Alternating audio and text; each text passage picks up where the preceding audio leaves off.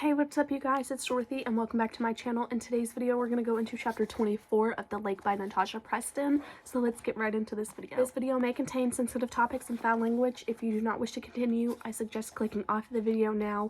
You have been warned. Chapter 24. We're outside in the middle of the night with the campers fast asleep in their cabins because Andy has called another emergency meeting. I think he actually likes calling them. He's holding the note in one tightly clenched fist like it's a prize he never wants to let go of. I'm still sitting on the tampered with inflatable information. I've left it too long and now I don't know how to speak up or what I would say. What a nightmare. All right, Andy says, clearing his throat noisily. We received this note this evening and I find it completely unacceptable. Pranks are fine. I started them and encourage everyone to have silly fun. He holds the note up. This is going too far, though. We need to find out who's responsible for it. Why does he think it's a camper or a counselor? What will happen to the person responsible, Jake asks. Do they get booted? Andy shakes his head. No, we will speak to them. I will speak to them. We're not about punishment, but the young person responsible has to understand that a prank like this won't be tolerated. The prank angle seems to be the only one he's willing to accept. Kayla hasn't said a word since she walked out of the cabin into the middle of this mess. I can see in the tightness of her eyes and her hard jaw that she's thinking. Maybe she's finally accepting that this is about Lillian. This quite possibly is Lillian. So many scenarios run through my mind about what happened after we left, what Lillian wants to happen now, and what could happen if I react in different ways. Does she want to talk? Esme, Ollie says. Huh? I look around. Everyone is gone. Well, they're standing up and chatting in smaller groups. Tia, Rebecca, Jake, and Ollie and Kayla are still sitting with me. You haven't blinked in 5 minutes, Rebecca says. Sorry, this is all a bit crazy. Kayla shakes her head. This isn't happening. What isn't happening? Jake asks. I widened my eyes at Kayla, telling her to shut up. Of the two of us, the most likely to crack is me. What is she doing? Can't you see? All of this is connected. Someone is trying to hurt us, Kayla says. Tia laughs. Don't you think that's a bit dramatic? How? The missing tags, the photographer in the woods, and now this note, and the inflatable, and the initials in our cabin wall, and the note in Kayla's pocket. I swallow all the secrets I'm keeping. Rolling her eyes, Tia tilts her head like she thinks Kayla has lost it. I'm not denying that someone is messing with us, but that doesn't mean they're an axe-wielding murderer. I hold my hands up. Calm down. No one said anything about a murderer or axes. All right, let's stop with the wild theories, Ollie says. No one is talking about anything as crazy as that. Let's think normally or rationally. I am, Kayla snaps. Her hands curl into fists as she takes deep breaths like she's trying to calm herself down. She's getting more and more agitated.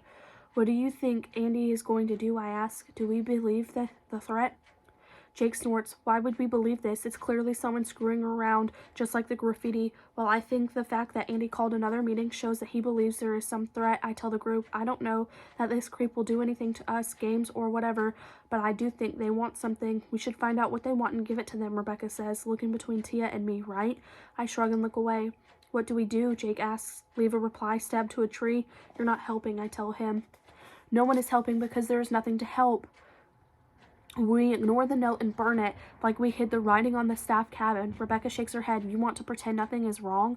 I don't want some idiot who thinks they're freaking Jason Voorhees getting in the way of our summer. Jason Voorhees? Really? Tia scoffs. Jake's eyes turn black and he grits his teeth. All right, everyone get some rest, Andy shouts. We'll do the same as when we saw someone in the forest. Always double up with teams, CITs with counselors. We're not going to the police, Mary asks, her piercing eyes wide below her bangs. Catalina puts an arm around her and stares at Andy. Not tonight. I'll go tomorrow if anything else happens, Andy replies. He walks off, and half the counselors follow. Mary doesn't move. Are you okay? I ask. We should go to the police now. They can protect us better than Andy. Why would he want us to keep this quiet, she says. He's scared for the camp and its reputation. His reputation, I say. She grinds her teeth so hard I can hear them creak together. My stomach lurches. Mary, I say, shuddering. Stop. You can talk to me, but I really need you to stop doing that. Snapping her lips together, she looks away, her cheeks turning pink. Sorry, I do it when I'm stressed. What are you going to do? I ask. I think we should all agree to go to the cops, she says. That might not be a good idea, or it might be the only thing we can do to stop this weirdo from hurting us. Rebecca and Jake stop dead in front of us. Jake tilts his head. Are you seriously thinking this crap is real? This dude wants us to panic. He wants to watch us run around paranoid and worried about what he'll do next. Mary, he's just going to play games. We can beat him at that. In my mind, I substitute he for she. Beat him at his games, Mary says. What does that even mean? Do we play along, pretend that we don't see whatever he does? That doesn't work for me. I won't stay here in fear. and allow someone to threaten us. You're right, I tell her. We shouldn't allow anyone to make us live in fear, but we have to be sure of what's going on. If we go to the cops and tell them there's a new crazy development, cause panic, and this turns out to be a hoax, someone with a sick idea of fun, then who will trust us with their kids again? This is bigger than us, Mary. I'm so scared that Lillian will follow through with her threat before we do anything. I have to know how far she will go for the revenge. I'm also totally not on board with the cops finding Lillian. Once they do, she'll talk, and then it's all over for me and Kayla. We could end up with a criminal record. My parents preach honesty and truth about every 5 minutes. If I lie, like ever, they are right there to set things straight, which usually means I'm guilted into telling the truth and then chastised for not doing it earlier. They make their disappointment clear. It's no fun. I can only imagine what they'd do if they found out I've been lying for 10 years. Not yet. Eddie wants to wait, Mary sneers. All the while, this freak is watching us. She looks at the forest again. He's probably watching us right now. Okay, let's not get too ahead of ourselves, I say. Her words send a shiver right down the center of my spine. Someone has left a goddamn throat at a kids' camp, Kayla snaps. She throws her hands into the air. We are in danger and we're sitting here having a chat about it. Okay, Kayla, I say, grabbing her hand. I tug her closer and she doesn't resist. Suddenly, I feel like our roles have switched. I'll take her to bed. I tell the others she's tired. Cora nods. That's a good idea. Get some rest. Kayla doesn't need a good night's sleep. She needs to see clearly. We can't go telling people about any of this stuff. No one can ever know what we did. That is the end of this chapter. I will see you guys in the next video. Bye.